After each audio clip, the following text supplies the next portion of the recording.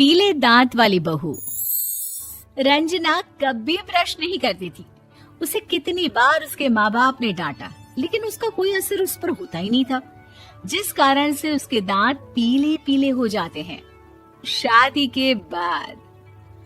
अरे बहू, वैसे तो तुझ में कोई कमी नहीं है, पर तेरे दांत इतने पीले कैसे हैं बेटा? कैसे मतलब? कोई सर्जरी थोड़ी ना कराइए। वो तो क्या नाम, मैं ब्रश नहीं करती थी तो पीले हो गए। अब क्या करूं? आप कहें तो लाल करवा लूं या फिर काले? यार ये क्या है, क्यों माँ से लड़ रही हो? लड़ रही हूँ? अरे मैं लड़ रही हूँ या ये बोल रही है कि दांत पीले हैं, पीले। अरे तपस्या थोड़ी ना की है इन्हें पीले करने के लिए। बकायदा ब्रश नहीं किया है 20 साल तक, तब जाकर। छी, कैसी बात कर रही हो? ये उस वक्त तो पीले नहीं थे जब हम लोग तुम्हें देखने आए थे। अरे तब साफ करवा लिया होगा डेंटिस्ट के पास जाकर।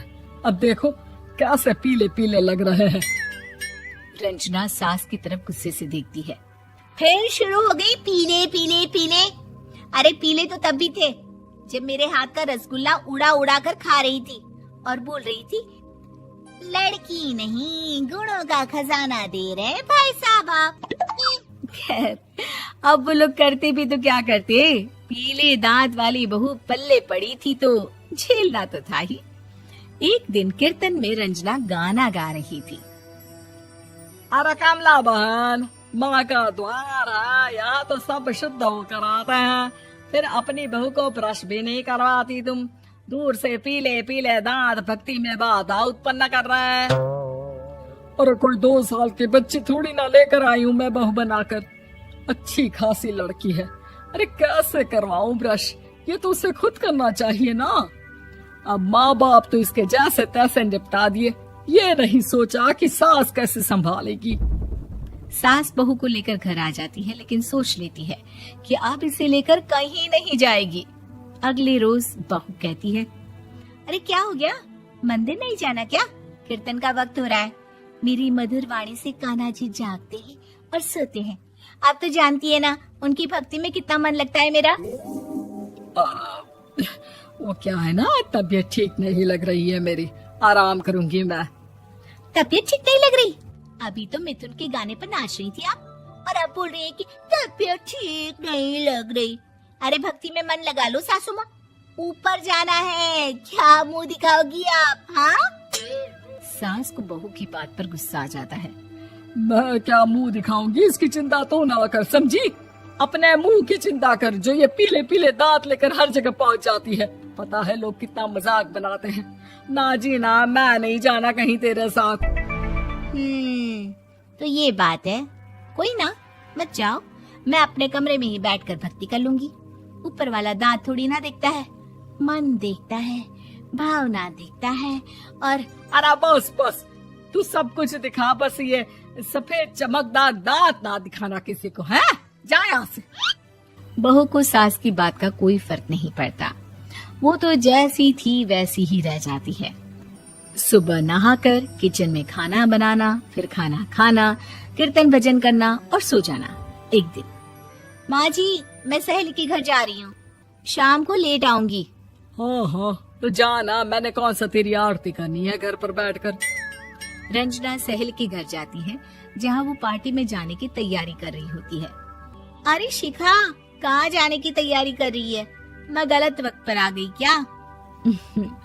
अरे नहीं यार, उल्टा सही वक्त पर आई है। मैंने ये साड़ी और ज्वेलरी निकाली है यार, शाम को इनके ऑफिस की एक पार्टी में जाना है। बताना कैसा लग रहा है ये सब? नहीं यार, इस ड्रेस के साथ तो वो वाली ज्वेलरी अच्छी लगेगी। हाँ हाँ सही बोल रही है, मैंने ध्यान ही नहीं दिया। वैसे तो हमेशा से मस्त फैशन सेंस रखती है। तो बड़ा जाती होगी ना पति के साथ पार्टी में। रंजना कुछ नहीं बोलती, बस सोचती है कि यार काश ये बात सही हो जाती। पर मैं क्यों नहीं जाती पार्टी में? क्या इन लोगों की कोई पार्टी होती नहीं होगी? रंजना घर आती है और रात में पति से सवाल करती है, एक बात बताइए, आप मुझे किसी पार्टी में क्यों नहीं ले जाते? क्या आपके यहाँ ऑफिस में पार्टी नहीं होती? पति बेचारा क्या कहता कि दांत पीले हैं तुम्हारे इसलिए। अरे कोई पार्टी होती नहीं हम लोगों के ऑफिस में, तो कहाँ से लेकर जाऊं?